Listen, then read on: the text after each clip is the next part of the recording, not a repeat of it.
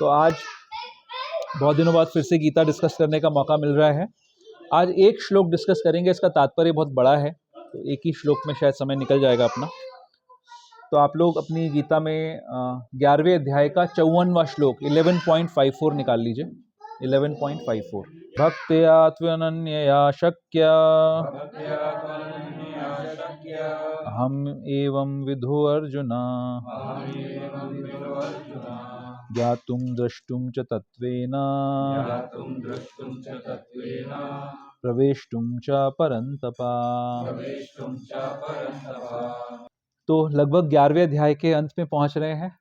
थोड़ी सी छोटी सी भूमिका कि कैसे महाभारत के युद्ध में कौरव और पांडव लड़ने के लिए तैयार हैं और पांडवों की तरफ से जो मुख्य उनका नायक है अर्जुन, उसके हृदय में भ्रम आ जाता है कि मुझे युद्ध करना चाहिए कि नहीं करना चाहिए।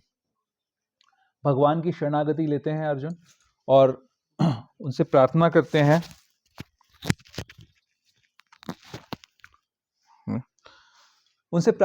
हैं कि हमारा मार्गदर्शन करिए। बहुत सारे लॉजिक देते हैं अर्जुन कि क्यों युद्ध नहीं करना चाहिए, लेकिन फिर भी अपने सारे मनन चिंतन के बाद भी किसी निष्कर्ष पे नहीं पहुंच पाते हैं।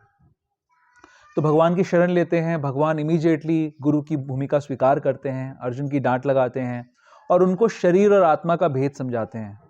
अर्जुन शरीरों के लिए रो रहे थे, शरीरों के लिए दुखी थे। भगवान उनको समझाते हैं कि शरीरों के लिए दुख करना कोई काम का नहीं है। शरीर तो गिरेगा ही गिरेगा, लेकिन जो अंदर आत्मा है उसको समझो, उसको पहचानो।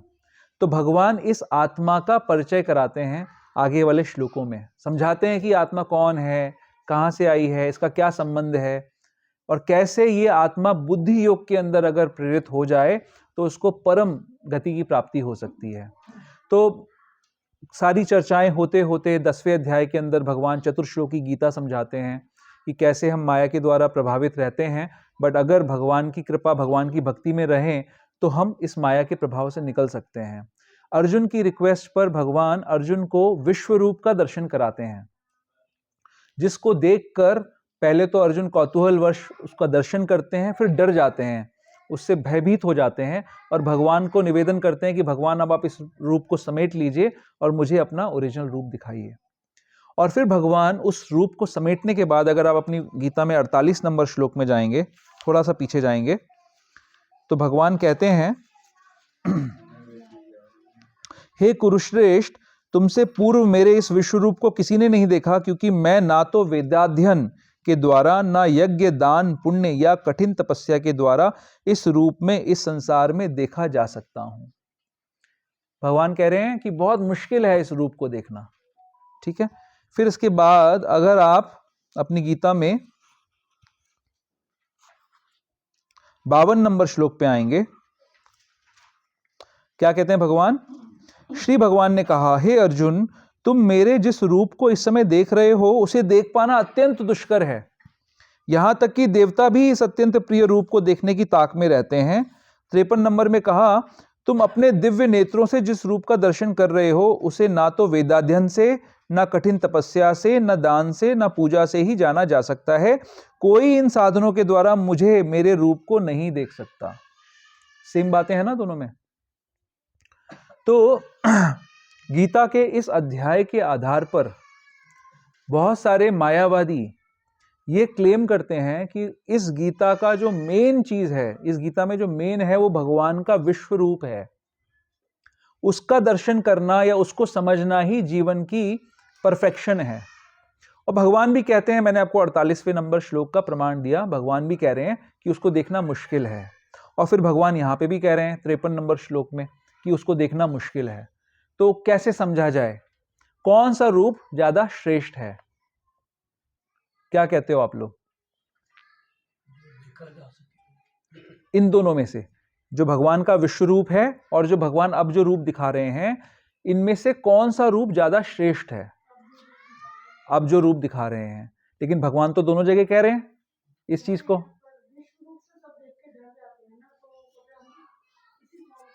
तो मैं आपको एक और आर्ग्यूमेंट देता हूं।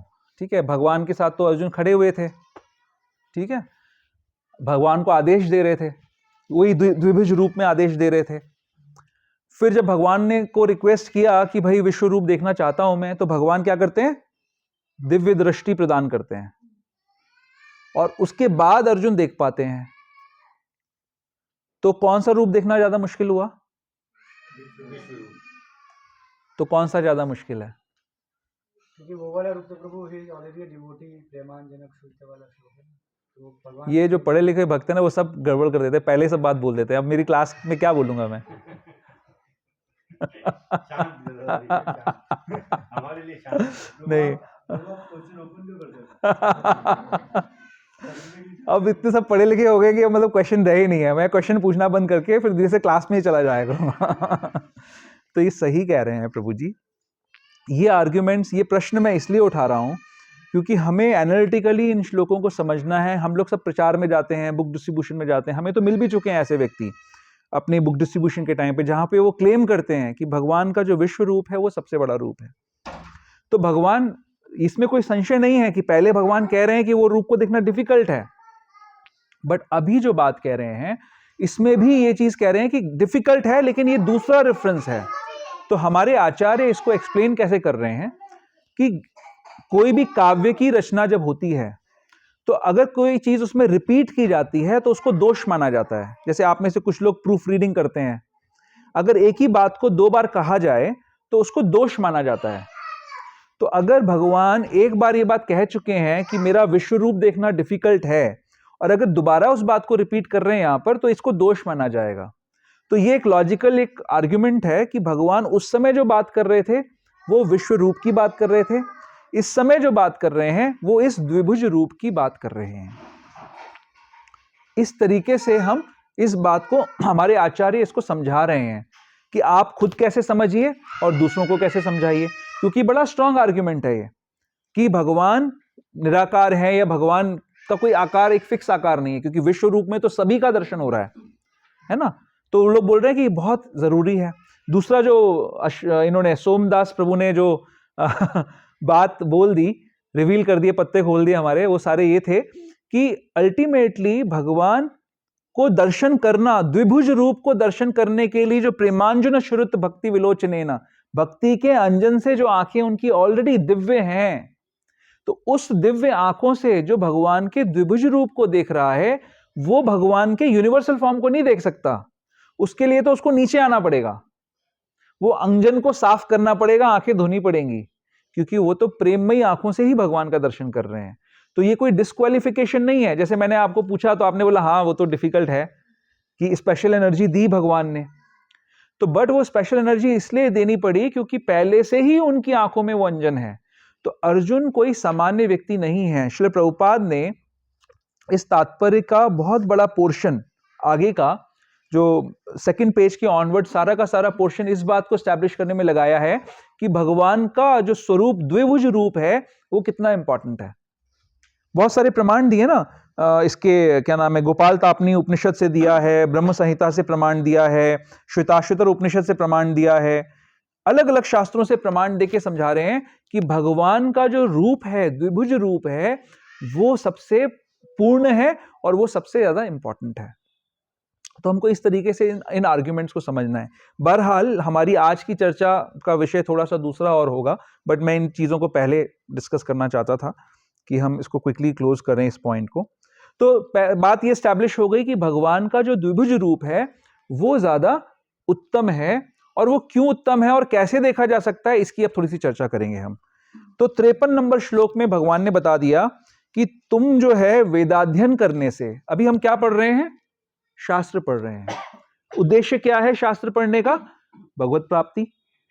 शास्त्र, अब भगवान यहां कह रहे हैं ना तो वेदाध्ययन से मेरा दर्शन नहीं होगा, फिर ना कठिन तपस्या से भी मेरा दर्शन नहीं होगा, फिर ना दान करने से भी मेरा दर्शन नहीं होगा, ना पूजा करने से भी दर्शन नहीं होगा। अब इतनी इलैबोरेट यहां पर गदाधर प्रभु सेवा कर रहे हैं लक्ष्मी नारायण की सुंदर, तो क्या उद्देश्य है उसका? भगवान तो कह रहे हैं नहीं होगा, तो क्यों नहीं होगा और क्या चीज करने से हो जाएगा, ये आज इस श्लोक की मुख्य बात है। तो 54 नंबर श्लोक में भगवान कह रहे हैं केवल अनन्य भक्ति के द्वारा मुझे उस रूप में समझा जा सकता है जिस रूप में मैं तुम्हारे समक्ष खड़ा हूं। तो ये जो 4 एक्टिविटीज हैं, अगर हम अपना मूवमेंट देखें, इस्कॉन का जो मूवमेंट है, श्री प्रभुपाद ने जो सिस्टम बनाया है, उसमें इन्हीं चीजों का प्रभाव है कि आपको दान करना चाहिए, दान में रुचि लेनी चाहिए, आपको सुंदर भगवान के राधा दामोदर के दर्शन होते हैं तो दर्शन करना चाहिए, भगवान की डीटी वर्शिप पे बहुत बड़ा फोकस है, उसके हाई स्टैंडर्ड्स होने चाहिए। और क्या था, ऑस्टेरिटी बताइए कि तपस्या भी होनी चाहिए, तपो दिव्यम पुत्र कायन सत्वम, ऋषभ देव की टीचिंग्स में हम लोग पढ़ते हैं उस चीज को कि तपस्या पे भी फोकस है। और क्या है सबसे पहली चीज, वेदाध्ययन, शास्त्रों का अध्ययन। हमारा का पूरा मूवमेंट ही शास्त्रों का वितरण, शास्त्रों का अध्ययन और शास्त्रों का पालन, इसके ऊपर आधारित है। सभी लोग इसी चीज को कर रहे हैं। तो अब क्या इसमें एक एलिमेंट है जो कि जुड़ जाए तो ये सारी चीजें सार्थक हो जाएंगी। श्री प्रभुपाद एक एग्जाम्पल लेते हैं कि अगर आपके पास बहुत सारे जीरोज हों, 1 करोड़ जीरो हों, तो 1 करोड़ जीरो को मिला लोगे तो भी क्या होगा, वो जीरो ही रहेंगे।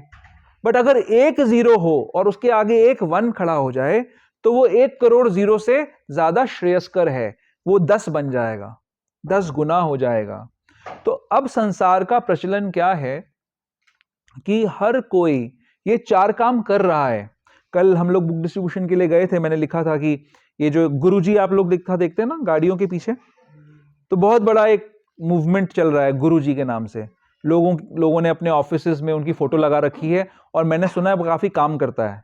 किसी को पैसा चाहिए, ओहदा चाहिए, तो क्या करना पड़ेगा, रेजिग्नेशन लेटर दो इस्कॉन को और गुरुजी का छप्पा लगाओ पीछे, तो पैसे में बढ़ोतरी हो जाती है, ऐसा सुना है मैंने। हाँ, लेकिन वो बोलते हैं कि मैं स्वयं शिव हूं। हाँ, वो कहते ये हैं कि मैं स्वयं रुद्र हूं, मैं स्वयं शिव हूं, है ना। तो वो जो व्यक्ति आया था, जो केयर टेकर था, हमारे भक्त जब जाते हैं बुक डिस्ट्रीब्यूशन के लिए तो बेचारे धोती कुर्ता पहने होते हैं, मुसी सी धोती, मुसा सा कुर्ता, है ना, और ठंड में थोड़ा ठिठुर रहे होते हैं, और उसके हाथों में इतनी मोटी मोटी गोल्ड की ब्रेसलेट्स, है ना, गले में मोटा सा गोल्ड चेन और एक शेर का बड़ा सा वो पेंडेंट। मैंने कहा यार मजा ही आ गया, ये तो भागवतम लेके जाएगा हमारा। तो वो आए, अल्टीमेटली वो आए, है ना। अब वो लोग क्या कर रहे हैं वहां पे, गुरुजी के वहां पर वो लोग क्या कर रहे हैं, बहुत दान इकट्ठा कर रहे हैं। वहां पर कुछ शिव जी का शायद शिवलिंग बना हुआ है, मैंने गया नहीं उनके आश्रम में, बट शिवलिंग है वहां पर, पूजा कर रहे हैं उनकी, है ना। शायद थोड़ा बहुत तपस्या कुछ बताते होंगे, तो ये बोलते होंगे झूठ मत बोलो, चोरी मत करो, ये तपस्या है। इतने लेवल पे सिद्ध होंगे, भजन होता है। समोसा खिलाया जाता है। Come back. मेरा पॉइंट गुरुजी डिस्कस करना नहीं है, मेरा पॉइंट ये है कि ये लोग भी ये कार्य कर रहे हैं, वहां पर भी पूजा हो रही है, लोग हमें मिलते हैं। कल एक और व्यक्ति मिले जो हमको मेरे साथ कल कौन था, मनीष प्रभु थे, अच्छा, तो आप लोग तो थे नहीं कोई, तो वो हमें एकदम लग रहा था कि वो हमारा भागवतम सेट ले जाएगा, लेकिन अल्टीमेटली एक ही किताब लेके गया, भागवतम नहीं लेके गया। तो उसका भी ये कहना था कि मैं बहुत सारी संस्थाओं में गया हूँ, मैं आर्ट ऑफ लिविंग में गया हूँ, मैं इस्कॉन में गया हूँ, मैं बहुत सारी संस्थाओं में गया हूँ और मैं बहुत पायस हूँ, उसका ऐसा मानना था। लेकिन ये सारे के सारे लोग जो ये क्रियाएं सिमिलर कर रहे हैं, हम भी भगवान की सुंदर विग्रह की सेवा कर रहे हैं, हम भी भगवान के ग्रंथों को पढ़ रहे हैं, हम भी भगवान की पूजा कर रहे हैं, ऑस्टेरिटी कर रहे हैं, और वो भी वही कर रहे हैं। तो दिखने में ऐसा लगता है कि हम दोनों की एक्टिविटीज एकदम सेम है और रिजल्ट सेम मिलेगा, लेकिन आप गीता के इस प्रमाण पे समझ सकते हो कि उनको वो रिजल्ट नहीं मिलेगा। क्या रिजल्ट चाहिए हमको, क्या लक्ष्य है हमारा, कृष्ण प्रेम की प्राप्ति, कृष्ण प्रेममय भक्ति की प्राप्ति। ये लक्ष्य नहीं मिलेगा। अगर ये लक्ष्य है तो ये लक्ष्य क्यों है, क्यों चाहिए कृष्ण प्रेम? भाई अगर किसी का पैसा मिल रहा है गुरुजी के पास जाने से, सुंदर घर बना सकता है, सुंदर व्यापार खोल सकता है, तो क्या बुराई है उसमें? क्यों कृष्ण प्रेम ही क्यों चाहिए, क्यों चाहिए कृष्ण प्रेम? अल्टीमेटली वही जाएगा साहब, वही जाएगा, ओके, और हमको उसी से सेटिस्फैक्शन मिलेगा, हमको वही चाहिए। संसार के सारे लोग जो अभी कुछ और ढूंढ रहे हैं, एक्चुअली वो वही प्रेम ढूंढ रहे हैं, लेकिन उनको भी पता नहीं है कि हमको प्रेम चाहिए। उनको लग रहा है प्रेम क्यों चाहिए, क्योंकि प्रेम से आनंद मिलेगा। हम किस चीज के कॉन्स्टिट्यूशनल पोजीशन की बात करी माता जी ने, इस तात्पर्य में प्रभुपाद कई सारी जगह ये श्लोक कोट कर रहे हैं जिसमें ये आ रहा है भगवान सच्चिदानंदमय हैं। आप देखिए तात्पर्य में जो श्लोक हैं उसमें जगह जगह पे आ रहा है, जैसे ये देखिए ईश्वरा परमा कृष्णा, इसमें तो साफ साफ है ही जो सच्चिदानंद स्वरूप है। इसके पहले सच्चिदानंद रूपाय कृष्णाय क्लिष्ट कारिणे, उसमें भी लिखा है मैं कृष्ण को प्रणाम करता हूं जो सच्चिदानंद स्वरूप है। तो कॉन्स्टिट्यूशनल पोजीशन की हम बात कर रहे हैं। कृष्ण कौन है? सच्चिदानंदमय है, सत चित और आनंद के बने हुए हैं। हम कौन है? हम उस कृष्ण के अंश हैं, हम भी सत चित और आनंद के बने हुए हैं। हमें आनंद चाहिए, हमें हमेशा जिंदा रहने की हमारी टेंडेंसी है, हमें हर चीज की नॉलेज चाहिए, हम इसके बने हुए हैं। तो ये चीजें जब तक हमको नहीं मिलेंगी, पूर्ण आनंद, पूर्ण ज्ञान और पूर्ण जीवन जब तक हमें नहीं मिलेगा, हम सेटिस्फाई नहीं हो सकते। तो लोग किस लिए पैसा चाहते हैं? कि उनको लगता है हमें आनंद मिलेगा, लेकिन आनंद तो मिल नहीं रहा उनको। तो हमारा पर्पस ये नहीं है कि हम दूसरों की निंदा कर रहे हैं, हमारा पर्पस ये नहीं है कि हम गुरुजी या किसी और संस्थान की निंदा कर रहे हैं। हमारा पर्पस है ये जगाना आपको, आप लोगों को बताना कि किस कार्य को करने से किस कार्य को करने से आपको लक्ष्य की प्राप्ति होगी। जैसे अगर कोई व्यक्ति किसी मेडिकल शॉप पे जाता है, उसके पास अगर दवाई का प्रिस्क्रिप्शन है और वो केमिस्ट के पास जाता है दवाई लेने के लिए, तो ऐसा नहीं है कि वो कोई भी दवाई उठा लेगा और उसको खाने से उसको लाभ मिल जाएगा। उसको प्रिस्क्राइब दवाई लेनी पड़ेगी, तब उसकी बीमारी दूर होगी। तो अगर लक्ष्य बीमारी की दूरी करना है तो हमें प्रिस्क्राइब्ड मेडिसिन लेनी पड़ेगी। तो ये सारी जो बाहिर क्रियाएं हैं, पूजा करना, तपस्या करना, दान करना, इनको करने, इनकी सिमिलैरिटीज पे नहीं जाना है। उसमें एक मिसिंग एलिमेंट है, जब तक वो एक नहीं जुड़ेगा तब तक ये सारा जीरो रहेगा। तो वो क्या है? एक वो है भक्ति से पहले एक और चीज है, क्या है? नहीं, इसमें क्या श्लोक है? क्या है इसमें? भक्त्या तू अनन्यया, अनन्य भक्ति। और तू शब्द का यूज किया प्रभुपाद, इसके तात्पर्य में बता रहे हैं कि ये तू शब्द यानी किंतु, उसको क्वालिफाई किया है कि केवल भक्ति से। और कौन सी भक्ति से? अनन्य भक्ति से। तो अनन्य भक्ति क्या होती है, अनन्य क्या होता है और भक्ति क्या होती है? अनन्य क्या होता है? व्हाट इज अनन्य? अन्य नहीं। तो क्या कुछ अन्य हो सकता है? जैसे रूप गोस्वामी बताते हैं, क्या है? अन्याभिलाषिता शून्यम ज्ञान कर्म अनावृतम अनुकूल्यस्य कृष्णानुशीलनम भक्तिर उत्तम। अब क्या इसके अंदर जुड़ गया? अनन्य में जुड़ गया अन्याभिलाषिता। में एक चीज की बात कर रहा हूं, इसमें कई सारी चीजें हैं। अन्याभिलाषिता, अन्य अभिलाषा क्या हो सकती है? अभी जैसे आप लोगों ने बताया कि अभिलाषा है कृष्ण प्रेम को प्राप्त करने की, कृष्ण प्रेम भक्ति प्राप्त करने की, प्रेममयी भक्ति प्राप्त करने की, क्योंकि वो हमारी कॉन्स्टिट्यूशनल पोजीशन है। अन्य अभिलाषाएं क्या हो सकती हैं? अन्य अभिलाषाएं हो सकती हैं जैसे हम अभी भक्ति में चल रहे हैं, आप लोग कुछ लोग यहां पर सामने बैठे हुए हैं, मैं एक प्रचारक के रूप में आपको ज्ञान देने की कोशिश कर रहा हूं। तो ये अभिलाषा हो सकती है कि यहां पर जो लोग बैठे हुए हैं, इनकी संख्या दूनी तीनी 10 गुना हो जाए। ये क्या होगी?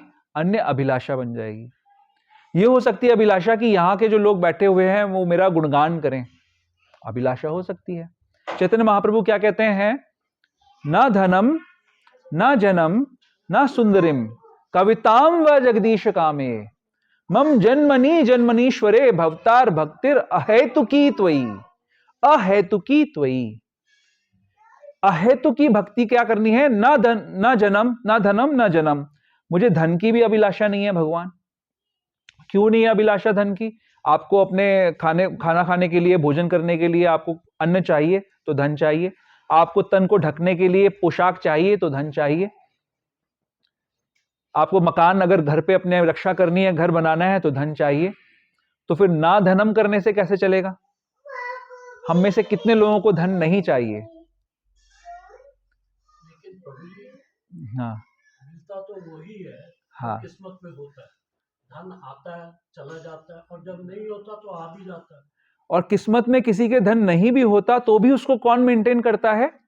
ये तो बात है कि हम प्रयास कितना भी कर लें, लेकिन हर संसार का जीव वो मेंटेन्ड होता है कृष्ण के द्वारा। हाथी अगर 1 टन खाना खाता है तो उसको 1 टन खाना मिलता है, हाथी भूखमरी से नहीं मरता है। अगर करोड़ों करोड़ों चींटियां हैं तो उनको कोई खाना खिलाने नहीं जाता, उनका भी पोषण होता है। तो हमें ना धनम कब आ सकता है, जब ऐसी शरणागति हो हमारी कि हमारे को मेंटेन करने वाला भगवान हमें मेंटेन करेगा। जब एक नॉर्मल माता और पिता अपनी संतान को मेंटेन करते हैं, तो जो परम पिता है, जो हर समय हमारे साथ है, वो क्यों नहीं हमें मेंटेन करेगा? तो फिर मुझे अपनी चिंता करने की जरूरत नहीं है, मैं तो शरणागत हूं। जिस हाल में रखेगा भगवान, मैं उस हाल में रहूंगा। लेकिन हाँ, मुझे पूर्ण विश्वास है, शरणागति के प्रिंसिपल में है गुप्तत्वेन वर्णम ततः, वो मेरा मेंटेनेंस करेंगे, भगवान मेरा मेंटेनेंस करेंगे, ये पूर्ण विश्वास होना चाहिए।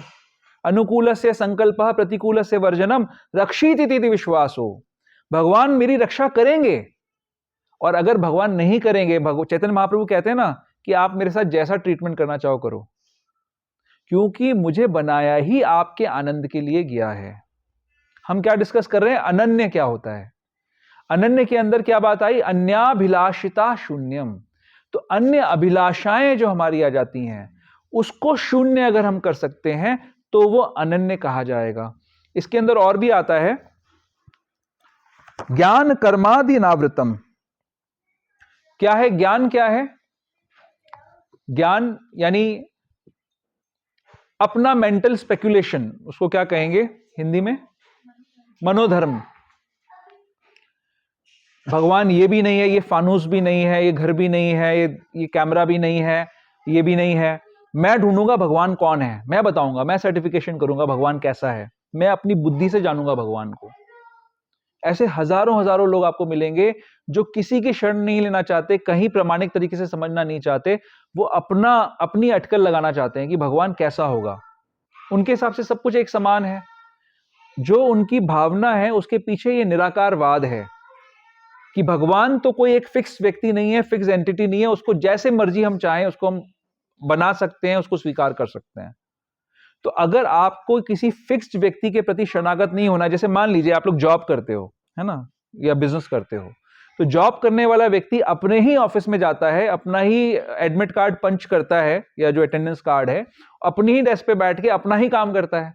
ऐसा तो नहीं करता ना कि जॉब कर रहा है कंपनी एक्स में और काम करेगा कंपनी वाई का। करता है ऐसा कभी? कोई नहीं करेगा ऐसा। तो अगर आपको डेडिकेटेड होना है तो एक फिक्स्ड व्यक्ति होना चाहिए। बट अगर आपके अंदर डेडिकेशन की भावना नहीं है तो सब कुछ एक बराबर है, मुझे किसी को शरणागति फिर लेने की जरूरत ही नहीं है, सब एक बराबर है, सब अच्छे हैं, मैं सबकी शरण ले रहा हूं। यानी आप किसी की शरण नहीं लेना चाहते हो, और ये टेंडेंसी ही हमारे पतन का कारण बनती है। प्रभुपाद जी कहते हैं कि last snare of Maya is कि मैं स्वयं, वो क्या है एग्जैक्ट वर्ड क्या है, एनीबॉडी रिमेंबर्स? मायावाद के लिए कहते हैं ना कि लास्ट स्नेयर ऑफ माया है कि मैं भगवान हूं, या भगवान सब कुछ है और क्योंकि मैं भी सब कुछ का पार्ट हूं तो मैं भगवान हूं। तो ये अल्टीमेटली ये भावना कहां तक चली जाती है? जब हम ये सोचते हैं कि भगवान का कोई फिक्स आकार नहीं है, तो पहली भावना ये आती है कि भगवान निराकार है, वो सब कुछ है, तो मुझे किसी एक व्यक्ति की शरणागति लेने की जरूरत नहीं है। फिर ये भावना उसके पीछे चल रही होती है कि मैं भगवान का पार्ट हूं, मैं भी उस सब कुछ का पार्ट हूं, तो एक्चुअली तो मैं ही भगवान हूं, तो एक्चुअली मैं ही सेंटर ऑफ यूनिवर्स हूं, तो मुझे ही सब किसी को प्रणाम करना चाहिए, मुझे ही हर किसी का भोग करना चाहिए। इस प्रकार की भावना से हम आच्छादित हो जाते हैं। फिर आएगी बात ज्ञान कर्म। कर्म के आधार पे ज्ञान कर्म अनावृतम। कर्म का क्या डेफिनेशन दिया इन्होंने?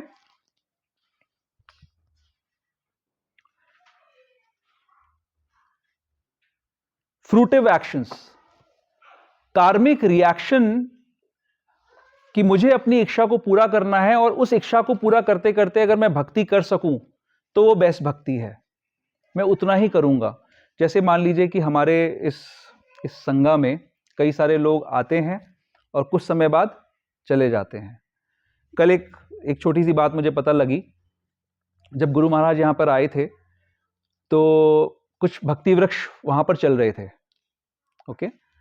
तो एक भक्त आए, किसी डिवोटी से मिले आके, और उन्होंने बोला कि जी मैं गुरु महाराज से दीक्षा लेना चाहता हूँ, बट अभी मुझे जाना पड़ेगा। तो उनको बोला गया कि भैया 12 बजे तो गुरु महाराज की क्लास है, तो आप जिनसे दीक्षा लेना चाहते हैं उनकी क्लास तो आप अटेंड करो, आपको भक्ति वृक्ष में जाने की ऐसी क्या खास बात है इस समय। तो खैर उस समय तो वो चले गए, बोले कि नहीं मेरे लिए जाना बहुत ज़रूरी है, मैं अभी जाता हूँ। बाद में उनसे हमने पता कराया कि भाई आप क्यों, ऐसा क्या हो गया कि आपको जाना पड़ा।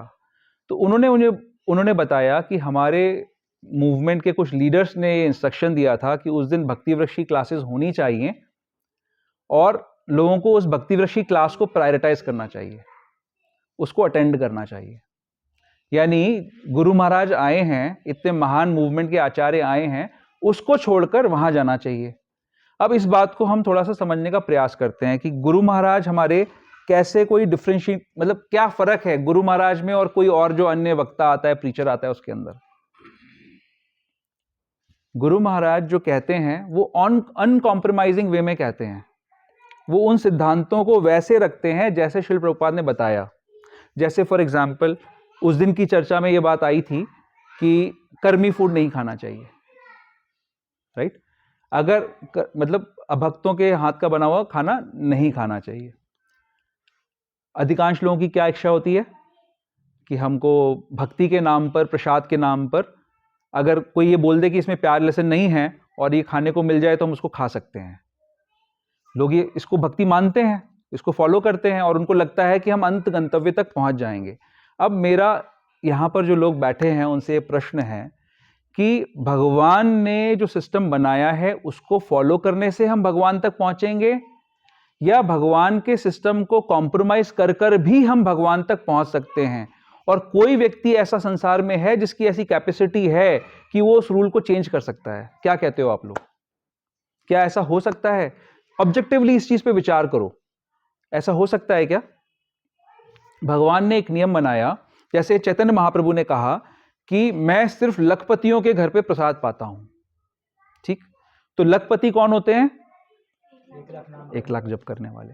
प्रभुपाद ने बोला कि अगर आप 16 माला करोगे तो 16 माला करने वालों को भी मैं बैकडोर एंट्री दे दूंगा। अब देखिए, मैं आपकी इंटेलिजेंस को चैलेंज कर रहा हूं। श्रील प्रभुपाद ने चैतन्य महाप्रभु का दिया हुआ नियम या भक्ति सिद्धांत सरस्वती ठाकुर का दिया हुआ नियम 64 माले के नियम को 16 माला का किया, प्रमाणिक है या नहीं है? क्यों है? जो प्रामाणिक आचार्य हैं उनको अधिकार है काल परिस्थिति के अनुसार। क्योंकि आचार्यों में ऐसी स्थिति होती है, ऐसी शक्ति होती है कि वो किसी नियम के एसेंस को चेंज नहीं करते हैं, किसी नियम को समय काल परिस्थिति के हिसाब से एडजस्ट कर देते हैं। ये शक्ति किस में होती है? आचार्यों में। अगर किसी आचार्य ने ऐसा कुछ एडजस्टमेंट करा होता है तो उसको फॉलो करने से अनन्य भक्ति होगी कि नहीं होगी? 16 माला करने से भगवत प्राप्ति होगी कि नहीं होगी? होगी। अब ऐसा एडजस्टमेंट कितने लोग कर सकते हैं? अगर कोई, मान लीजिए मैं यहां व्यासासन से बैठ के बोलूं जी कि देखो जी 4 नियमों का पालन करना तो मुश्किल है, ऐसा करते हैं कि नियमों को 3.5 कर देते हैं, और कन्वीनियंट है ना, काफी कन्वीनियंट है। 3.5 नियम समझ गए? 3.5 क्या होते हैं? लहसुन नहीं डालेंगे, प्याज डालेंगे। चलो वो मान लो आप, वैसे मैं कुछ और बोल रहा था, लेकिन ठीक है, जो समझने वाले समझ गए 3.5 क्या होता है। तो 4 नियमों को मैं अगर 3.5 कर देता हूं तो क्या मेरी अथॉरिटी है, मैं ऐसा कर सकता हूं? क्यों नहीं? क्या डिफरेंस है? क्या डिफरेंस है? प्रभुपाद ने 64 माला, मैं आर्ग्यूमेंट ले सकता हूं आपके सामने कि श्रील प्रभुपाद ने 64 माला को 16 माला किया था, तो अगर वो चेंज कर सकते हैं तो मैं 4 नियमों को 3.5 क्यों नहीं कर सकता? क्योंकि 50 साल निकल गए प्रभुपाद को गए हुए, दुनिया की हालत बहुत खराब हो गई है। अब 4 नियमों का पालन करना मुश्किल है, तो हमारे मूवमेंट में लोग जुड़ेंगे ही नहीं 4 नियमों का पालन करने से। तो फिर मुझे 3.5 नियम का, अगर 3 नियमों का पालन अगर हम करते हैं तो हमारे भक्तों की संख्या बढ़ जाएगी, लोग एटलीस्ट हरि नाम तो लेंगे। बताओ माता जी, विभा माता जी, वैष्णवी अंतरंगा माता जी, बोलो सही है कि गलत है? क्यों लोगों की संख्या बढ़ेगी 16 माला करने वालों की? प्रभु जी जो मेन क्योंकि अब आप इस तात्पर्य के एक श्लोक को पढ़ो, क्या है? यस्य देवे परा भक्तिर् यथा देवे तथा गुरौ तस्यैते कथिता ही अर्था प्रकाशन्ते महात्मना। जिसमें भगवान के लिए अविचल भक्ति भाव होता है और जिसका मार्गदर्शन गुरु करता है, जिसमें भी उसकी वैसी ही अविचल श्रद्धा होती है, वह भगवान का दर्शन प्रकट रूप से कर सकता है, वह भगवान के ज्ञान को प्रकट रूप से समझ सकता है। इसको मैं इंग्लिश में पढ़ के सुनाता हूं, हिंदी में ट्रांसलेशन थोड़ा सा क्लिष्ट है। One who has unflinching devotion for the supreme Lord, unflinching devotion to the Supreme Lord and is directed by the spiritual master. अब इस पॉइंट को समझने का प्रयास करिए। डायरेक्टेड बाय स्पिरिचुअल मास्टर मतलब क्या? कि जैसे हमारे गुरु महाराज हैं, उनको कौन डायरेक्ट कर रहा है? Srila Prabhupada. To the extent he is following Prabhupada. अगर वो प्रभुपाद को फॉलो नहीं करते तो फिर वो नहीं आएंगे ना उस कैटेगरी में। तो to the extent he is following his spiritual master, he is having unflinching faith. Prabhupada किसको फॉलो कर रहे हैं? अपने गुरु को।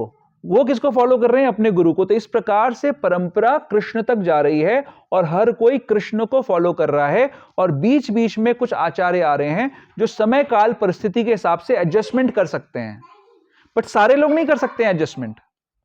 तो श्रील प्रभुपाद की जो यूनिक पोजीशन है उसमें वो एडजस्टमेंट कर सकते हैं, और उस एडजस्टमेंट को फॉलो अगर हम करते हैं तो हमारे को दोष नहीं लगेगा। तो अब मैंने गुरु महाराज वाली बात आपको क्यों बताई कि क्यों रोका गया, कुछ लोगों ने क्यों रोक दिया? क्योंकि लोगों को वो सारी चीजें फॉलो नहीं करनी जो श्रील प्रभुपाद के नियम हैं। उनको 16 माला का जप होता है तो ठीक है, नहीं तो कोई बात नहीं है। 4 नियमों का पालन होता है तो ठीक है, नहीं तो कोई बात नहीं है। प्रचार की विधि, कैसे प्रचार करना है, जैसे हम लोग प्रचार कैसे कर रहे हैं? मृदंग करताल, प्रसाद वितरण और प्रचार, पुस्तक वितरण, ये प्रभुपाद ने हमें बताया। लेकिन हमको बहुत अलग अलग तरीके से प्रचार करना है, तो वो फॉलो नहीं करना चाहते हैं। तो क्या कर रहे हैं ऐसे में जो लोग बीच में, हम लोग क्या बोलते हैं, श्रील प्रभुपाद क्या कहते हैं कि वी शुड बी ट्रांसपेरेंट विया मीडियम। एक शब्द यूज करते हैं प्रभुपाद ने, कॉइन किया शब्द ट्रांसपेरेंट विया मीडियम। पारदर्शित स्तोत्र, जैसे ये शीशा है पीछे मेरे, इसमें से सनलाइट आ सकती है क्लियरली क्योंकि ये पारदर्शी है। अगर इसको ओपेक बना दिया जाए तो रोशनी पूरी नहीं आएगी। तो हम पारदर्शी कब बनेंगे? जब हम एज इट इज चीजों को आगे बढ़ा रहे हैं। अन्याभिलाषिता शून्यम, अन्य कोई मेरी अभिलाषा नहीं है। जैसे फॉर एग्जाम्पल आपको क्लियर करने के लिए बता रहा हूं, जैसे जब प्रभुपाद ने मूवमेंट शुरू किया तो कई सारे सिंगर्स, कई सारे रॉक म्यूजिशियंस, बैंड्स प्रभुपाद के साथ जुड़े। उनका रियल इंटरेस्ट किस चीज में था? रॉक म्यूजिक में। अब उनको लगा कि, कुछ लोगों को ऐसा लगा कि अगर हम इसमें जुड़ेंगे तो हम रॉक म्यूजिक कर सकते हैं। कुछ और रॉक म्यूजिशियंस भी जुड़े, उनका मार्जिन हो गया, उनका इंटरेस्ट किस चीज में हो गया? भक्ति में। तो रॉक म्यूजिक को भक्ति में इन्वॉल्व करके, बट प्राइम क्राइटेरिया नहीं है, प्राइम इच्छा ये नहीं है कि हम रॉक म्यूजिक करेंगे। प्राइम इच्छा कुछ लोगों की भक्ति बन गई, और कुछ लोगों की प्राइम इच्छा क्या रही कि हम रॉक म्यूजिक करेंगे। दोनों का रिजल्ट एकदम अलग अलग है। एक व्यक्ति अन्य अभिलाषिता वाला है कि जिसकी अन्य अभिलाषा है, जिसकी प्राइमरी इच्छा है रॉक म्यूजिक को करने की, और एक व्यक्ति ऐसा है जो अपने पास जो असेट है उसको भगवान की सेवा में यूज कर रहा है, अपने आप को प्यूरिफाई कर रहा है। तो अनन्य जो भक्ति है, अभी हम अनन्य शब्द की डिस्कशन कर रहे हैं। अनन्य जो शब्द है वो हमारी इच्छाओं से, भले वो ज्ञान की इच्छा हो, भले वो कर्मों की इच्छा हो कि अपने कर्मों को कर कर मैं उसका रिजल्ट को भोगूंगा, वैसी इच्छा हो, या कोई भी और इच्छा हो, जब तक उस तरीके की इच्छाओं के साथ में हम भजन कर रहे हैं वो अनन्य की कैटेगरी में नहीं आएगा और हमको चरम लक्ष्य की प्राप्ति नहीं होने देगा। हम चरम लक्ष्य तक प्राप्त नहीं कर पाएंगे। तात्पर्य में प्रभुपाद बता रहे हैं कि जहां तक तपस्याओं का सवाल है, तो तपस्याएं हम कौन सी करते हैं? प्रभुपाद बोल रहे हैं कि जब आप जन्माष्टमी का व्रत करते हो, एकादशी का व्रत करते हो, तो वो तपस्या है। बट वो तपस्या किसके लिए है? वो कृष्णमयी तपस्या है। तो उसमें एक जुड़ गया और वो 0 ना रह के 10 बन गया, तो वो काम करेगा। हम जब दान करते हैं तो किसको दान करते हैं? हम उन वैष्णवों को दान करते हैं जो इस मूवमेंट का प्रचार कर रहे हैं, शुद्ध कृष्ण भावनामृत का प्रचार कर रहे हैं, जो ऐसी शक्ति रखते हैं कि जो माया में गिरा हुआ जीव है उसको ठीक से उठाकर भगवान की सेवा में स्थित करने की शक्ति रखते हैं। हम उनको दान करते हैं तो वो दान भी सफल हो गया। हम कौन से शास्त्र पढ़ते हैं? हम ये गोपाल तापनी उपनिषद, जिसमें स्वयं भगवान का ग्लोरिफिकेशन है, क्लियरली लिखा है, वेदों का पार्ट है ना। गोपाल तापनी उपनिषद वेदों का पार्ट है, उपनिषदों का पार्ट है, उसमें क्लियरली भगवान का इंस्ट्रक्शन है। हम उनको पढ़ते हैं, हम गीता को पढ़ते हैं। तो हमारा गीता को पढ़ना और किसी और व्यक्ति का कोई धर्मशास्त्र पढ़ना किसी भौतिक उद्देश्य से, उसमें जमीन और आसमान का फर्क है। और क्या था? दान, तपस्या, शास्त्राध्ययन और पूजा। हम भगवान के श्री विग्रहों की पूजा करते हैं, कृष्ण, नारायण, नरसिंह, वामन, राम, इनकी हम पूजा करते हैं क्योंकि ये स्वयं कृष्ण है। इनकी पूजा करने से हमें वो परफेक्शन मिल सकता है। तो इनकी पूजा, इनके लिए तपस्या, इनके लिए दान अगर हम करेंगे अनन्य भाव से तो क्या होगा? तो हमें परम लक्ष्य की प्राप्ति होगी, जो कि भगवान का दर्शन है। इसमें बता रहे हैं इस श्लोक में कि मेरा दर्शन जैसे मैं अभी हूं वैसे आप तब कर सकते हो जब आप अनन्य भाव से करोगे। अब अनन्य के साथ क्या शब्द जुड़ा हुआ है? भक्ति। भक्ति क्या है? भक्ति है प्रेममयी सेवा। वो सिर्फ प्रेम नहीं है, वो प्रेममयी सेवा है। जैसा कि मैं आप लोगों को बहुत बार बता चुका हूं कि अगर हम सिर्फ प्रेम की माला जपते हैं, हमसे बोलते हैं जी मुझे प्रेम है, प्रेम है, प्रेम है, उसका कोई फायदा नहीं है। प्रेम सिर्फ प्रेम का लक्षण ही सेवा है। सिर्फ लिप सर्विस से, सिर्फ कह देने से कि मुझे प्रेम है, प्रेम नहीं साबित होता। प्रेम का मतलब है प्रेममयी सेवा। अगर आप सेवा करते हो, सेवा में क्या होता है? सेवा में बहुत आनंद आता है। सेवा में आपको अपने शरीर को लगाना पड़ता है, अपने मन को लगाना पड़ता है, अपनी इंद्रियों को लगाना पड़ता है। तो जब आप अपनी मन, बुद्धि, इंद्रियों को लगाते हो तब वो सेवा होती है। सिर्फ बिना इनको लगाए, बिना इनको इन्वेस्ट करे अगर आप ये क्लेम करते हो कि मेरे को प्रेम है, तो वो प्रेम नहीं है, वो आप अपने आप को धोखा देने वाली बात है। तो हम लोग कैसे कैसे सेवा करते हैं? बहुत तरीके से। जैसे स्त्रियां घर में अपना भोजन बना रही हैं, भगवान के लिए भगवान का सुंदर भोग बनाकर ऑफर कर रही हैं, अपने घर के, अपने बच्चों को, अपने पतियों का ध्यान रख रही हैं ताकि वो सेवा कर सकें, ताकि वो भगवान की सेवा में स्थित हो सकें। ये सेवा है। अगर हम लोग बुक डिस्ट्रीब्यूशन के लिए जा रहे हैं, वहां पर अगर हम ठंड में खड़े हैं या गर्मी में धूप में खड़े हुए हैं, प्रभुपाद की पुस्तकों को उठा रहे हैं, उनको क्लीन कर रहे हैं, उनको लेके जा रहे हैं, ये सेवा है। क्योंकि आप अपना क्या क्या इन्वेस्ट कर रहे हो? शरीर इन्वेस्ट कर रहे हो, मन इन्वेस्ट कर रहे हो, बुद्धि इन्वेस्ट कर रहे हो, पैसा इन्वेस्ट कर रहे हो। ये प्रैक्टिकल सर्विसेज हैं और हमारे पास बहुत सारे उदाहरण हैं।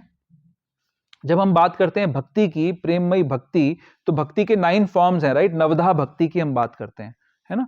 तो उदाहरण है ना हर किसी चीज के लिए हमारे पास। श्रवणम, कीर्तनम, विष्णु स्मरणम, पाद सेवनम, अर्चनम, वंदनम, दास्यम, सख्यम, आत्मनिवेदनम, ये 9 भक्तियां हैं। प्रहलाद महाराज कह रहे हैं इसको, है ना? तो श्रवणम, कैसा श्रवण किया? कौन है श्रवण का आचार्य? परीक्षित। कैसा श्रवण किया? हम लोग कितनी देर श्रवण करेंगे यहां पर? 1 घंटा, 2 घंटा। परीक्षित महाराज ने कैसा श्रवण किया? 7 दिन 7 रात। कितनी बार उठे उसके बीच में? 7 दिन 7 रात में मतलब 21 मील आ जाते हैं हमारे, कम से कम। और 7 दिन 7 रात में कितने घंटे की नींद आ जाती है? कम से कम 40 अगर 6 घंटे के हिसाब से गिने, नहीं तो 8 घंटे के तक मैं मानता हूं भक्त लोग 6 से 8 के बीच में रहते होंगे। इतने घंटे की नींद आ जाती है। ऐसा श्रवण जब किया परीक्षित महाराज ने, तो क्या कहा गया कि कौन है वो? श्रवण के आचार्य हैं, सेवा कर रहे हैं। तब श्रवण सेवा है। कई बार लोग मिलते हैं मेरे को कि जी मैं माला कर रहा हूं। कितनी माला कर रहे हैं? 64 माला। 64 माला। अच्छा, बुक डिस्ट्रीब्यूशन कितना करते हैं? बुक डिस्ट्रीब्यूशन नहीं करता, माला तो करता हूं ना, सेवा है। 16 माला करता हूं, सेवा है। कितनी देर माला करते हो? 64 माला कैसे कर रहे हो? 64 माला हो रही है मिनी स्कर्ट के अंदर, घूम रहे हैं मार्केट के अंदर और माला चल रही है साथ में, बट प्रैक्टिकल सेवा कुछ नहीं हो रही है। ऐसे हैं, डिवोटीज हैं, बट मैं उन डिवोटीज की निंदा नहीं कर रहा हूं। मैं इस बात की निंदा कर रही हूं कि जो अज्ञान है उनका, कि वो गलत समझ रहे हैं ऐसा श्रवण जो परीक्षित महाराज ने किया ये सेवा में आ जाएगा। या जितनी देर हम यहां पे भी कर रहे हैं, अगर उसको हम पूरी शिद्दत के साथ, डेडिकेशन के साथ श्रवण करते हैं तो वो सेवा है। बट ये श्रवण हमारे को और सेवाओं के लिए प्रेरित करना चाहिए, तो वो सेवा बनेगा। फिर कीर्तन, कीर्तन के कौन आचार्य हैं? सुखदेव गोस्वामी हैं। उनके लिए भी वही कंडीशन है, 7 दिन 7 रात। और वो उनकी स्थिति ऐसी है कि अगर वो राधा रानी का नाम ले लेंगे तो उनकी समाधि लग जाएगी। तो 7 दिन तक वो राधा रानी का नाम नहीं ले रहे, इनडायरेक्टली राधा रानी को रेफर कर रहे हैं अपने कीर्तन में। तो ऐसा कीर्तन जिसने शिल परीक्षित महाराज को डिलीवर कर दिया, उनको शुद्ध भक्ति, जो भक्त तो हैं ही वो ऑलरेडी, बट इस लीला के अंदर शुद्ध भक्ति प्रदान कर दी, उनको इस संसार से निकाल दिया। और वो भागवत जो 5000 साल पहले बोली, वो हम अभी तक सुन रहे हैं उस चीज को। ऐसा कीर्तन, ऐसा पोटेंट कीर्तन, ये सेवा है। फिर क्या है? श्रवणम कीर्तनम विष्णु स्मरणम में कौन आएगा? प्रहलाद महाराज। प्रहलाद महाराज की क्या विशेषता है? हमेशा भगवान को याद रखते हमेशा। और किसके अगेंस्ट जाके? अपने पिता को के अगेंस्ट जाके, जो उनको क्या प्रॉमिस कर रहा था पिता बोल रहा था। मुझे आज भी याद है कि 2006-7 में एक कपल होता था, वो मैं जैसे बुक स्टॉल्स लगाता था जब, वहां पे 8-9 की बात है शायद, तो याद है तुमको? एक कपल होता था जो मेरे को हेल्प करता था बुक डिस्ट्रीब्यूशन में। और मैंने सुना था कि उनकी अपने माता पिता से बनती नहीं, क्योंकि उनको भक्ति अच्छी नहीं लगती। फिर अचानक से क्या हुआ कि 6 महीने के बाद वो दोनों एकदम गायब हो गए। तो मैंने पता किया कि भाई क्या हो गया, सडनली ये लोग गायब कहाँ हो गए? तो पता लगा कि उनके माता पिता ने अपनी सारी प्रॉपर्टी उनको बोल दिया कि ये तुम्हारी है, ये आ जाओ। उसके बाद से वो भक्तों से मिलने तक के लिए तैयार नहीं थे। मतलब हमने उनको प्रयास किया कि उनको रीच करें, पता करें, और उसके सामने कौन है? प्रहलाद महाराज। ये जो भक्त की मैं बता रहा हूं, उनकी कितनी प्रॉपर्टी इनको मिली होगी? एक का मकान मिल गया होगा, कुछ कैश मिल गया होगा। प्रहलाद महाराज को क्या क्या मिलने वाला था? पूरा ब्रह्मांड, जो देवलोक, इंद्र जो हैं इस संसार को संचालन कर रहे हैं पूरे ब्रह्मांड का, वो उसका पद सारे ब्रह्मांड के साथ वो प्रॉमिस कर रहा है कि तुझे मिल जाएगा। हिरण्यकशिपु बोल रहे हैं प्रहलाद महाराज को, तुझे मिल जाएगा, भक्ति छोड़ दे विष्णु की। और पहली बार जब पूछा, प्रहलाद महाराज भी महान आदमी है, उनको जब पूछा कि तूने क्या सीखा, तो उन्होंने बोला ये श्रवणम कीर्तनम विष्णु स्मरणम, मैंने तो ये सीखा है जी, नवदा भक्ति सीखी है। उसने उठा के गोदी से दूर फेंक दिया। कितना बलिष्ठ आदमी है हिरण्यकशिपु, जिसको देख के इंद्र भी डर जाते हैं। इंद्र जिनके हाथ में वज्र रहता है, वो भी डरते हैं हिरण्यकशिपु से। और 5 साल का बालक नहीं डर रहा, उसको संसार का सारा राज्य मिलने को तैयार है, लेकिन नहीं डर रहा। तो कौन है? हर समय नित्य श्रवण, नित्य स्मरण कर रहे हैं। हिरण्यकशिपु ने बोला कि भाई कहां पे है भगवान तेरा? बोला हर जगह है, इस खंबे में भी है क्या? तो भगवान को प्रकट होना पड़ा उस खंबे के अंदर से, क्योंकि प्रहलाद महाराज ने ऐसा नित्य का स्मरण किया था। ध्रुव महाराज। फिर क्या रह गया? आगे क्या आता है? श्रवणम कीर्तनम विष्णु स्मरणम पाद सेवनम। कौन है पाद सेवनम की आचार्य? हाँ, आप क्या कह रहे थे? अम्बरीश महाराज भी। बट लक्ष्मी जी हर समय भगवान के चरणों की सेवा में रहती हैं। तो पाद सेवन, अर्चनम, वंदनम, दास। हाँ, फिर क्या है? अर्चनम, पृथु महाराज। कितनी विविध तरीके से अर्चना करी। हम लोग कितनी देर सेवा कर पाते हैं? वीकेंड अभिषेक है ना, या रोज अभिषेक? कैपेसिटी नहीं है। 24 घंटे में कैसे सेवा करेंगे? पृथु महाराज नित्य सेवा। द्वापर युग की सेवा जो होती थी वो क्या होती थी? अर्चना, अर्चनम। वंदनम में कौन है? अक्रूर। क्या खास बात है अक्रूर की? कृष्णा बुक पढ़िए, बहुत सुंदर प्रेयर्स अक्रूर करते हैं और भगवान को लेके जाते हैं। हालांकि वृंदावन वाले अक्रूर को गाली देते हैं, अक्रूर को अक्रूर कहते हैं, लेकिन वंदनम के आचार्य हैं। वंदना करी उन्होंने बहुत सुंदर सुंदर। अर्चनम, वंदनम, दास्यम। दास्य में कौन है? हनुमान जी। बताओ कोई एग्जाम्पल हनुमान जी का। क्या कहते हैं हनुमान जी? श्रीनाथे जानकी नाथे अभेद्य परमात्मने तथापि मम सर्वस्वम राम कमल लोचना। क्या कहते हैं? श्रीनाथ। श्रीनाथ कौन है? नारायण। श्री के नाथ, लक्ष्मी जी के नाथ। श्रीनाथे जानकी नाथे। जानकी के नाथ कौन है? भगवान राम। अभेद्य परमात्मने। श्रीनाथ में जानकी नाथ में कोई फर्क नहीं है। हनुमान जी कह रहे हैं मुझे पता है कि श्रीनाथ में जानकी नाथ में कोई फर्क नहीं है। श्रीनाथे जानकी नाथे अभेद्य परमात्मने तथापि मम सर्वस्वम, फिर भी मेरे सर्वस्व राम कमल लोचना। इसको कहते हैं अनन्य भक्ति। एक राम ही है मेरे, और कोई दूसरा नहीं है। मैं कुछ कर ही नहीं सकता, सोच ही नहीं सकता, तो एक कृष्ण ही है मेरे। क्या कहेंगे? अनन्य भक्ति। अभी तो यहां पे गंगा गए तो गंगादास, जमुना गए तो जमुनादास। है कि नहीं? ऐसी हमारी स्थिति है, जहां पे ज्यादा प्रॉफिट मिल जाए। गुरु जी के पास भी चले जाएंगे आंख बंद करके, क्या दिक्कत है? गुरु जी भी तो भगवान के ही अंश हैं, क्या दिक्कत है? क्यों? क्या कहते हो आप? हाँ, तो हनुमान जी से हम सीखते हैं दास्य भक्ति। हर समय तत्पर हैं, हर समय तैयार हैं। भगवान जब सब तरफ भेज रहे हैं वानरों को, तो किसको दे रहे हैं वो अपनी अंगूठी? किसको दे रहे हैं? अब सवाल उठता है कि सब तरफ गए तो सबको थोड़ा थोड़ा देना चाहिए था सैंपल। किसी को अंगूठी देते, किसी को कुछ देते, किसी को एक बाण पकड़ा देते कि चलो ये ले जाओ दिखाने के लिए। लेकिन वो पता है कि कौन है जो ढूंढ के लाएगा सीता मैया को, उन्हीं को दे रहे हैं सिर्फ अंगूठी। फिर कौन सा रह गया? साख्य, अर्जुन। कोई बताओ एग्जाम्पल अर्जुन का, कैसी अनन्य भक्ति है? मैं आपको जो एग्जाम्पल्स दे रहा हूं वो वाले दे रहा हूं जहां पर जो हमारे लिए प्रलोभन हो सकते हैं। कौन सा एक प्रलोभन का एग्जाम्पल बताओ, जो प्रलोभन को छोड़कर अर्जुन ने क्या काम किया था? सेना दे रहे हैं। हाँ, अर्जुन को ऑफर था, युद्ध जीतना था, और पता था कि हमारे पास तो सिर्फ 7 अक्षौणी है, उसके पास 11 अक्षौणी है। भगवान की चतुरंगी सेना जिसको कभी किसी ने हराया ही नहीं है, भगवान ने ऑफर दी। भगवान भी ऐसे करते हैं मतलब नाटक कि, कि भाई एक तरफ सेना है, ये टेस्ट लेते हैं भगवान। एक तरफ सेना है जिसको कभी किसी ने नहीं हराया, चतुरंगी सेना, एक तरफ मैं निहत्ता, मैं शस्त्र भी नहीं उठाऊंगा। तो कोई सोच सकता है कि अगर ये सेना तो भगवान की है, भगवान तो अपने भक्तों के साथ रहते हैं, सेना को ले लेता हूं।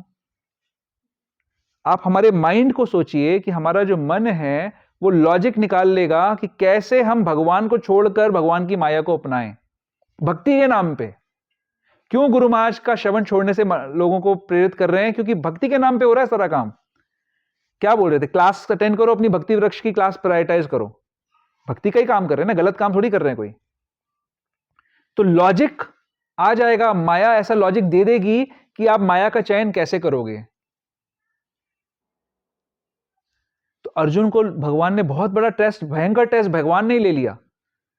एक तरफ मैं निहत्ता हूं, एक तरफ, लेकिन भगवान का दास्य साख्य भाव में है अर्जुन। तो भगवान को छोड़ के तो कुछ मतलब ही नहीं है।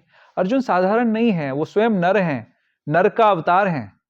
हर समय भगवान के प्रेम में उनकी आंखें लगी हुई हैं, तो भगवान का दर्शन नित्य कर रहे हैं वो।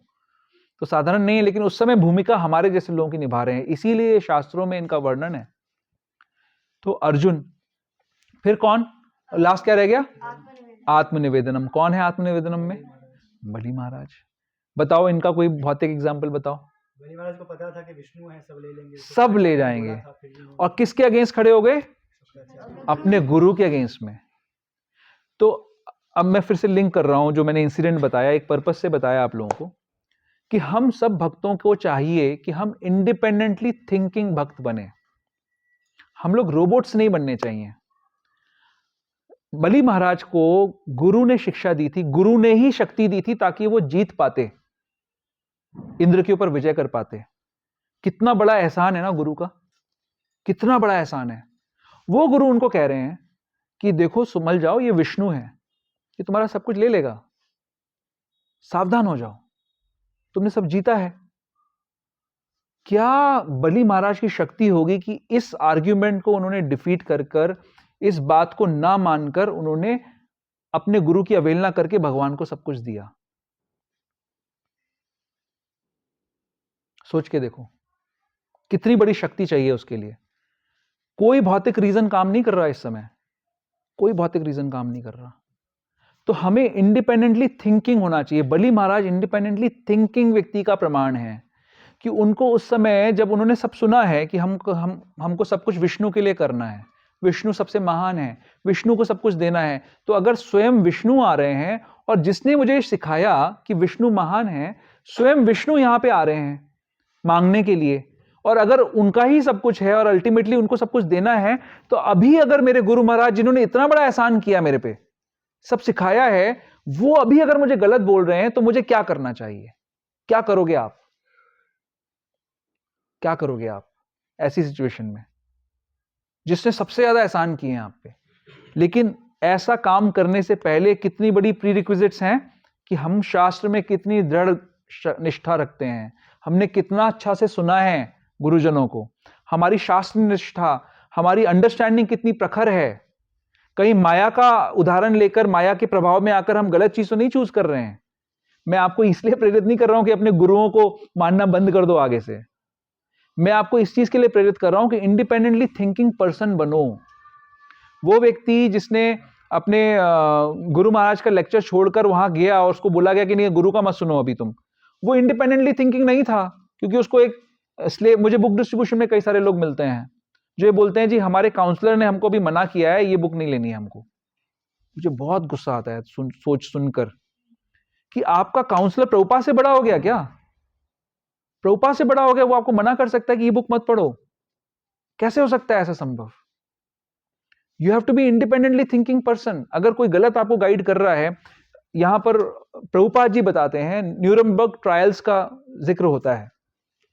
जर्मनी में, मैंने बताई थी बात, कई लोगों को शायद पता होगी कि जर्मनी में, नाजी जर्मनी के अंदर जब वो लोग ज्यूज को मार रहे थे, जेनोसाइड कर रहे थे, तो वॉर के बाद उनके ऊपर ट्रायल्स हुए। जितने जनरल्स थे और जितने भी बड़े बड़े आर्मी के ऑफिसर्स थे, उनको कोर्ट में उनके ऊपर केस किए गए। उनसे पूछा गया कि आपने ये विभत्स कार्य कैसे किया, आपने इतने सारे लोगों की हत्या क्यों करी? तो उन्होंने बोला जी हमारे को तो ऊपर से ऑर्डर था, हमने क्या गलत किया, हम आर्मी के लोग हैं, हमें अपने लीडर्स को की बात माननी होती है, हमें लीडर ने आदेश दिया कि इन सबको मार दो, हमने मार दिया। तो उन सबको सजा दी गई ये बोलकर कि आपको अगर गलत आदेश दिया गया था, उस समय आपका कर्तव्य था कि आप गलत आदेश नहीं मानते। आपको उस समय इमीडिएटली अपनी इंटेलिजेंस यूज करनी चाहिए थी कि कैसे आप, जो लोग आपके दुश्मन तो थे नहीं, आप निहत्थे लोगों को, जो नॉर्मल सिविलियंस हैं, उनको आप कत्ल कर रहे हो, उनको मार रहे हो, तो वो गलत कर रहे हो आप इंडिपेंडेंटली थिंकिंग क्यों नहीं आपने करी? ये सेम प्रिंसिपल हर फील्ड में अप्लाई होता है।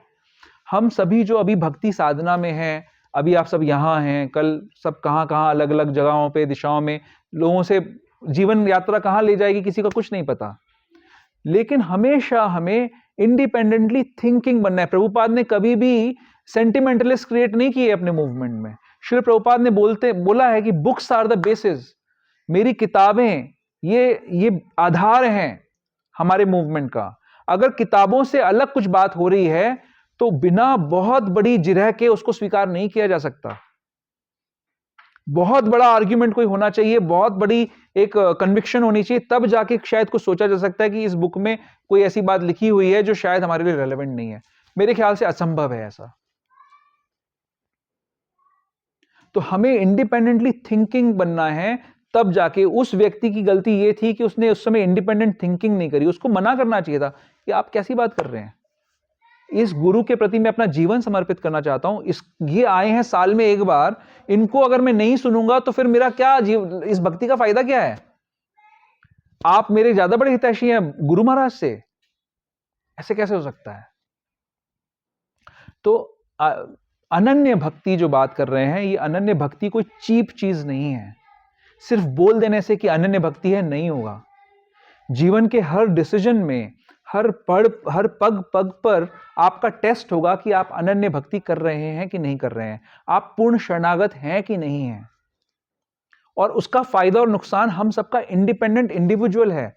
आप अगर अनन्य हैं आपको फायदा है, आप अनन्य नहीं हैं तो आपको नुकसान है। मेरे को कोई, आपके व्यवहार से मुझे कोई फायदा या नुकसान नहीं होना है। हमारे गुरु महाराज को अपना कोई फायदा नुकसान नहीं होना है कि उनके शिष्य फॉलो करते हैं कि नहीं करते हैं। वो सिर्फ और सिर्फ हमारे कल्याण के लिए हमें ये बातें खोल खोल कर बता रहे हैं। भगवान देखिए कितना कुछ बता रहे हैं, डिफरेंशिएट कर रहे हैं कि अच्छा 48 नंबर श्लोक में बताया कि वो भी डिफिकल्ट है, यूनिवर्सल फॉर्म भी सस्ती नहीं है, देखना डिफिकल्ट है, लेकिन ये और भी डिफिकल्ट है। ये कैसे देखोगे, मुझे ऐसे कैसे देखोगे?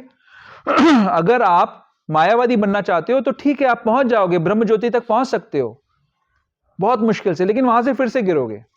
लेकिन अगर मेरे को स्वीकार करना चाहते हो तो प्रेममयी भक्ति, भक्तिया तू अनन्या, अनन्य भक्ति करनी पड़ेगी, क्योंकि भक्ति का मतलब है प्रेम रूपी सेवा, प्रेम रूपी संबंध बनाना पड़ेगा। मेरे साथ दास के रूप में, शांत भाव में, साख्य के रूप में, वात्सल्य भाव में, माधुर्य भाव में आप मेरे साथ संबंध बनाओगे, प्रेम का संबंध होगा हमारा, उस संबंध में आप सेवा करोगे, तब वो अनन्य भक्ति होगी। ये अनन्य भक्ति है, अदरवाइज अनन्य नहीं हो सकता। आप निराकार ब्रह्म के साथ अनन्य भक्ति नहीं कर सकते, कोई संबंध ही नहीं है वहां पे, कोई सेवा की अपॉर्चुनिटी नहीं है वहां पे। तो इसीलिए इंडिपेंडेंटली थिंकिंग भक्त बनिए, इंडिपेंडेंटली इन शास्त्रों का अध्ययन भगवान की भक्ति के लिए कीजिए, दान भगवान की भक्ति के लिए कीजिए, तपस्या, एकादशी, जन्माष्टमी, जो भी तपस्या कर रहे हैं भगवान की भक्ति के लिए कीजिए, ना कि मेरा नाम होगा। जैसे निर्जल व्यक्त करने वाले के मन में आ सकता है कि लोगों को पता तो लगना चाहिए कि मैं निर्जल करता हूं, है ना, ऐसा हो सकता है, मैं कितना महान त्यागी हूं। या दान करने वाले के मन में आ सकता है कि भैया लोगों को पता तो लगे कि मैं कितना बड़ा दान कर रहा हूं। हमारे यहाँ कुछ भक्त हैं जो गुप्त दान करने वाले हैं, तो बहुत अच्छे हैं वो। तो ऐसे इस तरीके से हमें हर चीज को कृष्ण भक्ति से जोड़ना है, तो हम भगवान को प्राप्त करेंगे। और ये सारी जो क्रियाएं हैं ये हमारी सफल हो जाएंगी। अदरवाइज तो संसार में बहुत सारे मूवमेंट्स चल रहे हैं, वो सभी अपना पूजा भी कर रहे हैं, तपस्या भी कर रहे हैं, लेकिन वो सब विफल है, उसका कोई फायदा नहीं होने वाला है। अगर कृष्ण भावनामृत में प्रखर होना है, प्राप्त करना है भगवान को, तो हमें अनन्य भक्ति से करना पड़ेगा, अनन्य को समझना पड़ेगा। इसी के साथ वाणी को विराम करता हूं। किसी का कोई प्रश्न है, कोई समीक्षा है, मैंने कुछ गलत बोला तो प्लीज आप बताइए। यस, नित्यानंदी माता जी बताइए। हरे कृष्णा प्रभु, धन्यवाद, प्रणाम। प्रणाम माता जी, हरे Krishna. Thank you Prabhu for this wonderful class. I mean, it was Hare. beautiful. And even after reading Bhagavad Gita, so many things were clarified today. जय। Prabhu ji, I just wanted to ask कि जैसे आपने बोला independent thinking होनी चाहिए, and but there is just certain rules and regulations. मतलब I don't want to get into the detail of it, but it's very hard to understand कि what is the stand and how much one person should take it or not take it. For example, I mean, I'm just giving a very surface level example. Maybe Prabhupada has said something on this regard and something may not be I mean, like for example, chocolate. Like, this is like just a general question ki if we say ki हाँ मतलब GVC has certain I mean, say for example they have said no to a chocolate, but I mean I'm just taking, so if I'm taking an example ki okay जैसे I have gone to this has actually happened, so Bhaktichar Maharaj, and I asked him ki what is your take on chocolate, should we have it or not have it, can we offer it to Krishna, and then he's also explaining ki, which was a very I would say because I've met him as a kid, as a granddaughter, as a granddaughter. Yeah. So maybe his take on it was like, you know, for me to accept Krishna consciousness way more than, so that is why he was maybe lenient about it. Correct. So his take was more like so Prabhupada said no to coffee and tea because you get addicted to it, but do you eat chocolate often? And I was like, no, maybe I have it like once in 3 months. So then his point is, then it's okay because you're not addicted to it. You're just having it for whatever reason. So you can have chocolate. So these are like, I understand that, you know, I understand that maybe he's talking out of leniency, or maybe he's talking out of so how do I understand? Yeah. No, I understand the essence of your question, Mataji. तो just for the benefit of everybody I will repeat. तो माता जी का प्रश्न ये है कि कई बार contradictory instructions या एडवाइसेस भी मिलती हैं और कई बार बहुत जो उच्च वरिष्ठ वैष्णव्स हैं उनसे भी मिलती हैं, तो हम कैसे डिफ्रेंशिएट करें कि क्या चीज़ सही है क्या गलत है। तो माता जी इसमें ना श्रील प्रभुपाद ने बहुत क्लियरली हमको समझाया है। जैसे मान लीजिए मैं उदाहरण लेता हूँ कि हम जब बुक डिस्ट्रीब्यूशन करने जाते हैं तो कोई हमको बोलता है कि जी या हम पहले प्रचार करते हैं, किसी से पहली बार मिलते हैं तो हम उनको इनकरेज करते हैं कि ठीक है। कोई लोग बोलते हैं कि जी मैं तो नॉनवेज भी खाता हूँ, मैं सब कुछ करता हूँ, तो हम बोलते हैं आप सब कुछ करते रहो, कोई दिक्कत नहीं है, बट आप माला शुरू कर दो। But that is our instruction for that point in time to motivate that person और अल्टीमेटली उनको ग्रेजुअली लिफ्ट अप करने के लिए ultimately we bring that person to the right standard. तो वो कहना, ऐसे कहना गलत नहीं है, but is it a principle कि आप नॉनवेज खाते खाते ही माला करोगे? That is not a principle. वो सिर्फ एक मोटिवेशनल थिंग है उस व्यक्ति के लिए। हमने कहा कि भाई आप धीरे से ऊपर उठ जाओ। तो हमारे को कैसे डिसीजन लेना चाहिए? Those who are sincere devotees, those who are actually interested in becoming fully Krishna conscious, for them Srila Prabhupada is saying कि बुक्स आर द बेसिस। मेरी बुक्स में जो कुछ लिखा हुआ है उसको आप एज इट इज फॉलो करो, ठीक है। जहां पर whenever you are in doubt, don't do that thing। उसको करने की जरूरत ही नहीं है। मान लीजिए चॉकलेट ऐसी चीज है जिस पे शायद प्रभुपाद ने डायरेक्ट कहीं पे बोला खाओ, कहीं पे बोला नहीं खाओ, बट बुक्स में शायद नहीं लिखा कुछ भी चॉकलेट के बारे में, कॉन्वर्सेशंस में मिलता है शायद, if I am not wrong. तो वहां पे डाउट है और हमको ये पता है कि गोलोक वृंदावन में भगवान तो चॉकलेट्स नहीं खाते होंगे। हमको ये पता है कि भगवान का जो भक्ति विनोद ठाकुर का जो भजन है, भोग आरती है, उसमें क्या क्या आइटम लिखे हुए हैं, तो वो भगवान को डेफिनेटली पसंद है। तो हम उन चीज़ों को भगवान को ऑफर करें और हमको तो क्योंकि प्रसाद पाना है, भगवान के प्लेजर के लिए हमको जो भगवान को अच्छा लगता है हम वो बनाएं, भगवान को ऑफर करें, उसको पाएं, तो उसमें हम सेफ रहेंगे। तो जो सिंसियर व्यक्ति है वो हर समय अपने आप को लिफ्ट अप करने की कोशिश करेगा। कई सारी चीज़ें ऐसी होंगी जो आप इमीडिएटली नहीं कर पाएंगे। जैसे मान लीजिए हम अभी साधक हैं, हम प्यूरिफिकेटरी स्टेट में हैं, कई चीज़ें हमें पसंद हैं, अट्रैक्ट करती हैं। कई लोग ऐसे हैं जो अभी भी शराब पीते हैं, कई लोग अभी भी सिगरेट पीते हैं, तो क्या करना चाहिए उनको? अब वो इमीडिएटली तो स्विच ऑन स्विच ऑफ नहीं कर सकते हैं, तो उनको एटलीस्ट ये पता लग गया कि मैं अभी सही स्तर पे नहीं हूं, मुझे प्रयास करना है और उस स्तर पे आना है, और वो उसके लिए कार्यरत हैं, प्रयास कर रहे हैं, धीरे धीरे आ जाएंगे उस स्तर पर। ऐसा करने मात्र से भगवान उसको एक्नॉलेज करेंगे कि देखो ये सिंसियर प्रयास कर रहा है। तो भगवान कैसे हेल्प करेंगे? भगवान क्या कहते हैं? योगक्षेमम वहाम्यहम्। तो योगक्षेमम वहाम्यहम् क्या इसके लिए है कि अभी आपके पास 10 करोड़ रुपए, आपको 20 चाहिए थे तो 10 और मिल जाएंगे? ऐसा नहीं है। भगवान ये कह रहे हैं कि जो आपके पास भक्ति के लिए आवश्यक है उसकी मैं रक्षा करूंगा, और जो कमी है उसको मैं पूरा कर दूंगा। तो कमी क्या है कि आप एक पर्टिकुलर प्रिंसिपल को पालन नहीं कर पा रहे हैं, लेकिन सिंसियर प्रयास कर रहे हैं। भगवान आपके हृदय का मार्जन कर देंगे, आपको शक्ति दे देंगे, तो आप उसको पालन कर लोगे। आपका टेस्ट ही खत्म हो जाएगा। जैसे जो लोग पहले चाय पीते थे, अब उनके सामने चाय रखी जाए तो उनको घिन आती है, उनको स्मेल आती है उसमें से, वो नहीं पीना चाहते, तो वो टेस्ट ही खत्म हो गया उनके अंदर से। तो इस तरीके से भगवान हमारी हेल्प करेंगे। तो this is a question of sincerity. अगर आप सिंसियरली से जो भी व्यक्ति सिंसियरिटी से प्रयास करेगा, हमारे हृदय में बैठे परमात्मा उसको गाइड करेंगे। एक्सप्रेसली सामने बुक्स बेसिस हैं, बुक्स के अंदर पढ़ो, रिफर करो, और जो डिवोटीज हमें इंस्पायर करते हैं सिंसियर मार्ग पे चलने के लिए, उनसे आप क्लैरिफाई कर सकते हो। और इसीलिए गुह्यम आख्याति प्रक्षति, whenever you are in doubt you consult senior devotees whom you understand कि ये लोग हमारे को सही तरीके से गाइड करेंगे, and then follow them।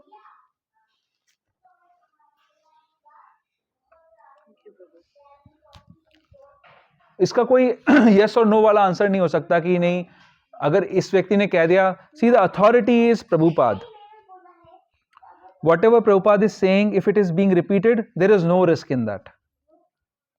Others, there is a question mark. Okay?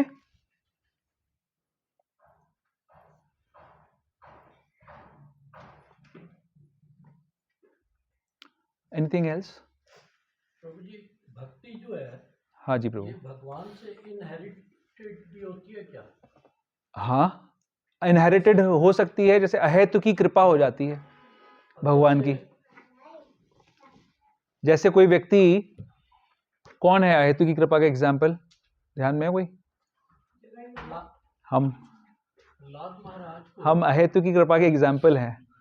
कि कहीं जहाँ कहाँ संसार में गर्त में कहीं पड़े हुए थे, सब गलत काम कर रहे थे, सडनली भगवान ने अकारण ही किसी वैष्णव से मिलवा दिया, किसी वैष्णव की कृपा दिलवा दी और उसकी वजह से हम भक्ति में लग गए। प्रभु जी, इसका मतलब ये हुआ कि एक पर्टिकुलर टाइम के ऊपर आदमी के कोई भी मनुष्य हो, उसके दिमाग में वो चीज आ जाएगी क्योंकि इट इज डेस्टिनी।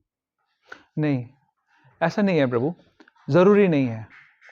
डेस्टिनी जो होती है ना, एक एनवायरनमेंट क्रिएट करके दे देती है आपको, बट फिर भी आपकी इंडिपेंडेंस रहती है उसमें। तो जो ऊपर का जो खांचा है, जैसे मकान, ये सुंदर सा घर है, ठीक है, बट इससे पहले एक सिर्फ बिल्डिंग थी, इसको सुंदर बनाया गया है। तो डेस्टिनी वो खांचा क्रिएट करके दे देगी, फिर उसके बाद आप उसको सुंदर बनाते हो, उसको बेकार कर देते हो, ये आपका कर्म है, उस समय आपकी चॉइस है। तो डेस्टिनी से आपको, जैसे फॉर एग्जांपल किसी इसमें है ना, वो क्या है, प्राप्य पुण्य कृताम लोकान उषित्वा शाश्वता समा शुचिवान श्रीमताम गेहे योगो भ्रष्ट विजायते, है ना।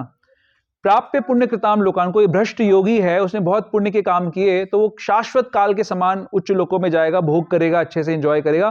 फिर उसको किसी श्रीवान यानी धनवान घर में या शुचिवान घर में, ब्राह्मणों के घर में, वैष्णवों के घर में जन्म मिलेगा। ये हो गया डेस्टिनी। अब उसके बाद भी वो भक्ति करेगा या नहीं करेगा, ये उसकी अपनी चॉइस है, उस पर कोई कंपल्जन नहीं है।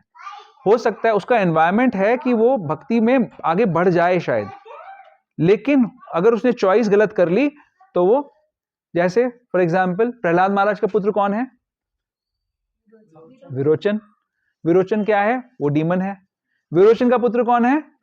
बलि महाराज। वो कौन है? वो भक्त है। लेकिन प्रहलाद महाराज को जो एनवायरनमेंट मिला, हाँ, वो तो भक्ति का नहीं था उनका। जन्म तो उनका हाँ, नारद मुनि ने उनको पढ़ाया था। पहले था, लेकिन आपकी बात सही है कि ब्रॉड एनवायरनमेंट उनका जो कुल है और जो सब कुछ है वो नहीं था, लेकिन फिर भी उन्होंने भक्ति कर ली।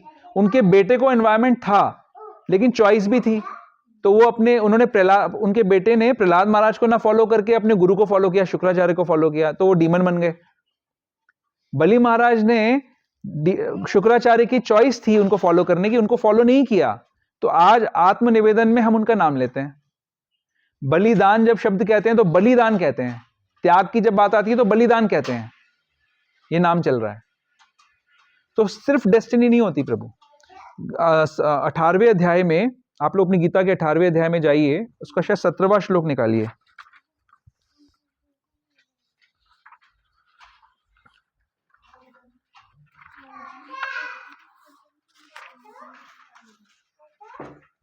हाँ, 17वां नहीं, 18वां नहीं, एक मिनट, वो कौन सा है? 5 कारण जिसमें है, वो कौन सा वाला श्लोक है? हाँ, 14 नंबर। हाँ, अधिष्ठानम तथा कर्ता करणम च पृथक विधम विविधाश्च पृथक चेष्टा दैवम चैवात्र पंचमम। हर कर्म के पीछे कर्म का स्थान, कर्ता, विभिन्न इंद्रियां, अनेक प्रकार की चेष्टाएं तथा परमात्मा, ये 5 कर्म के कारण हैं। 5 कारण हैं, सिर्फ एक से नहीं होगा। हमारी चेष्टा भी हो सकती है, कर्म, ये हमारा शरीर भी लगा हुआ होगा, हम कार्य भी कर रहे हैं, इंद्रियां भी लगी हुई हैं, चेष्टाएं भी हैं। पंचम देवता, दैव, भगवान की कृपा, ये सब मिलके कुछ कार्य करती हैं, बट हमारी इंडिपेंडेंस भी रोल प्ले करती है। ठीक है।